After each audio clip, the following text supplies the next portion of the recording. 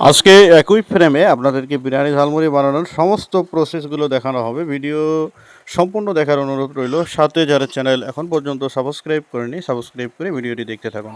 মূলত বিরিয়ানি ঝালমুড়ি বানানোর জন্য আপনাকে যে পদক্ষেপগুলো অথবা যে কৌশলগুলো অবলম্বন করতে হবে, যে কৌশলে আপনি বিরিয়ানি ঝালমুড়ি বানালে আপনার মুড়িগুলো মচমচে থাকবে এবং আপনি অল্প সময়ের ভিতর, স্বল্প সময়ের ভিতর অনেকগুলো বিরিয়ানি ঝালমুড়ি প্রস্তুত করতে পারবেন। মূলত এই টেকনিকটি অনেকে জানে না, অনেকের জানা নেই, অথবা অনেকের জানা থাকলেও গুরুত্ব দেন না। তো মূলত তাদের জন্য ভিডিওটি তৈরি করা। আপনি কিন্তু অল্প সময়ের ভিতর হাজার হাজার প্যাকেট কিন্তু তৈরি করতে পারবেন। তবে কিভাবে আপনি করবেন সেই তথ্যটি দেওয়ার জন্যই মূলত ভিডিওটি করা। এই কৌশলটি অনেকেই শেখাতে চায় না, অথবা অনেকে হাইড করে রাখে। তো মূলত আমি আপনাদের সুবিধার্থে অথবা আপনাদের উপকারের জন্য এই বিষয়টি কিন্তু উন্মোচন করলাম।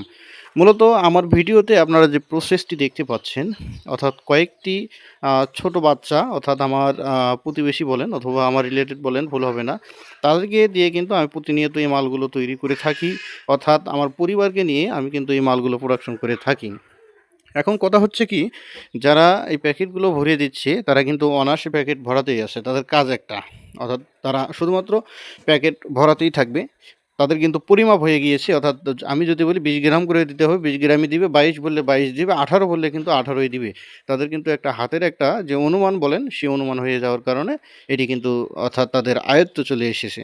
এভাবে পর্যায়ক্রমে যখন তারা ভরাচ্ছে, ভরানোর সময় আপনি লক্ষ্য করতেছেন আমি একটি কিন্তু পটের উপর এই বিরিয়ানি ঝালমুড়ির প্যাকেটগুলো রাখতে বলেছি তাদেরকে। তারা কিন্তু সেভাবেই পর্যায়ক্রমে রেখে যাচ্ছে। আমি কিন্তু নিয়ে শুধুমাত্র সিলিং মেশিন দিয়ে কিন্তু মুখগুলো মেরে দিচ্ছি। তো আমার কাজ শুধুমাত্র সিলিং করা। আরেকজন কিন্তু পাশে রয়েছে, তার কাজ হচ্ছে শুধুমাত্র মাস্টার প্যাকেট বানানো অথবা প্যাকেজিং করা। আরেকজনের কাজ হবে শুধুমাত্র বস্তা করা। তাহলে চিন্তা করে দেখেন, এখানে আমি অর্থাৎ 3 জন নিয়ে প্যাকেটগুলো ভরিয়ে নিচ্ছি।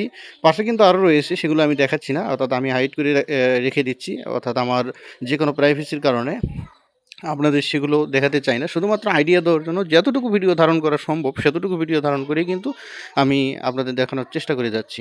তো যা হোক, তারা কিন্তু শুধুমাত্র প্যাকেটগুলো ভরে দিচ্ছে অথবা এই লাল বাটির উপর অথবা পটের উপর রেখে যাচ্ছে। পটের উপর রাখার উদ্দেশ্য যেন এলোমেলো না হয়ে যায়, পর্যায়ক্রমে থাকে এবং আমি নিয়ে যেন সিলিং করে অর্থাৎ অন্য সাইডে দিতে পারি। তারা যেন মাস্টার প্যাকেট করে এবং আরেকজন যেন বস্তা প্যাকেট করে। 40 অথবা 50 পিসের বস্তা করা হয়, তারা বস্তা করে যাচ্ছে অনবরত।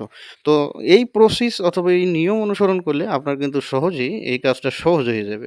যখন আপনি একাই প্যাকেট করবেন, একাই সিলিং করবেন, একাই মাস্টার ব্যাগ ভরাবেন, একাই বস্তা করবেন, তখন কিন্তু আপনার অর্থাৎ অলসতা চলে আসবে, বিরক্তি চলে আসবে, তখন কিন্তু আপনার কাজগুলো ভালো লাগবে না।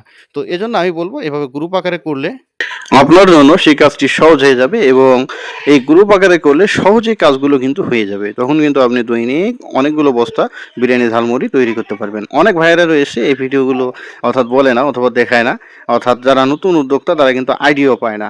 তো এতে করে দেখা যায় যে লসের সম্মুখীন হয়, অনেকে মাল প্রোডাকশন করতে পারে না, সারাদিনে এক বস্তা মাল বানায়। এক বস্তা মালে ভাই কতই লাভ হবে? 400-500 অথবা 600-700-800 টাকাই লাভ হয়।